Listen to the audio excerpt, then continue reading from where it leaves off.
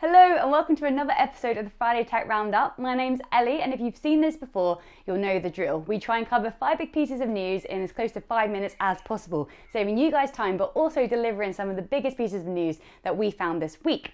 In today's episode, we will be taking a look at AWS's new cloud regions, as well as changes to CIOs' spending habits with regards to IT infrastructure, and also taking a look at New Relic's latest suite of AI features. So with so much to cover, let's get cracking. Number 1, so let's kick things off with a blog that was published on ECS's website yesterday. Last week, I was fortunate enough to listen in on a webinar by Gartner, led by VP analyst John Lovelock. This hour-long session looked at Gartner's own research into how businesses are altering their IT spend in response to COVID-19. But beyond that, they also take a pessimistic and an optimistic view on how this three-quarter phenomenon will play out. What's interesting about this talk is that while some of the behaviours seem to be consistent across the board, there is a notable divide amongst businesses about whether IT is the horse worth betting on, or if it is a continuing expense during an already crippling time. We're also seeing a similar disparity when it comes to cloud technology. Whilst there are those which swear never to touch cloud, when faced with a cash-constrained environment, cloud solutions are looking increasingly attractive, especially when hardware is currently stuck in a container somewhere in China with a 3-month delay.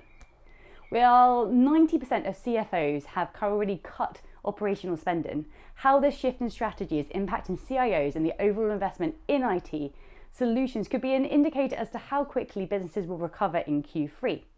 Our own findings from the webinar were published on the website yesterday, so do go check that out. As always, we've dropped a link below.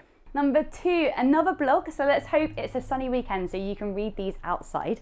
McKenzie Digital team have pulled together an incredibly detailed paper addressing the questions CEOs should be asking themselves to help accelerate their own digital transformations, as well as reach the new future with confidence.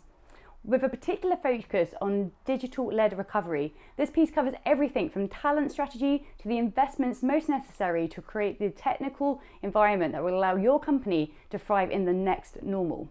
We've dropped a link below, so if you are interested, go check that out.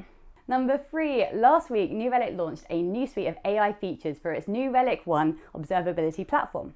These new tools hope to reduce the background chatter of events, allowing DevOps and SRE teams to detect and resolve instances more quickly. New Relic AI also integrates with incident management tools such as PagerDuty, ServiceNow, and VictorOps, feeding intelligence about instances back into those tools so they can be grouped into contextual categories or sorted in order of urgency or some other metric, whatever is most helpful for the business at the time.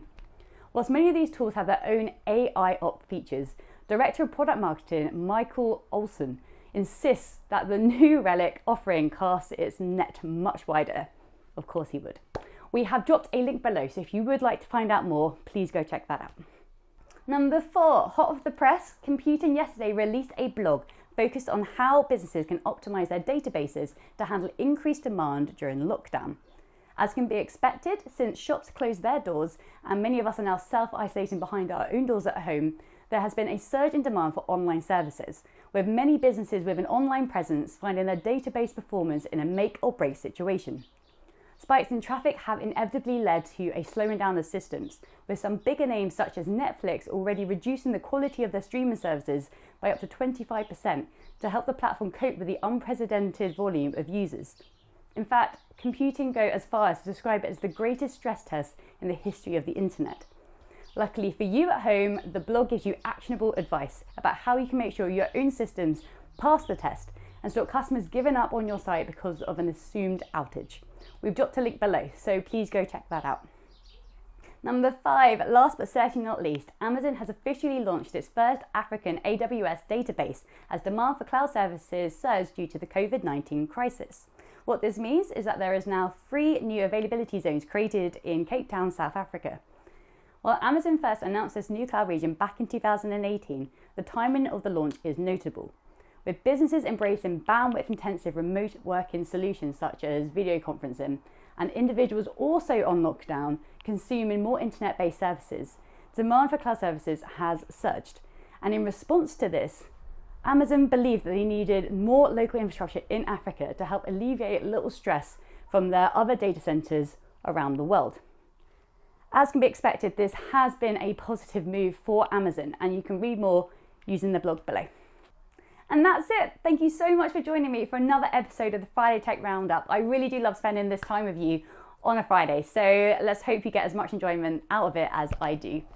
As mentioned, we have thrown quite a few blogs your way, so fingers crossed the weather holds so you get to enjoy those in your garden. And as always, everything we've spoken about has been dropped as a link below, and any comments are welcome, so do reach out if you have something that you'd like to add to the conversation. Other than that, I really hope you stay safe, have a fantastic weekend, and I look forward to welcoming you back next Friday. Take care.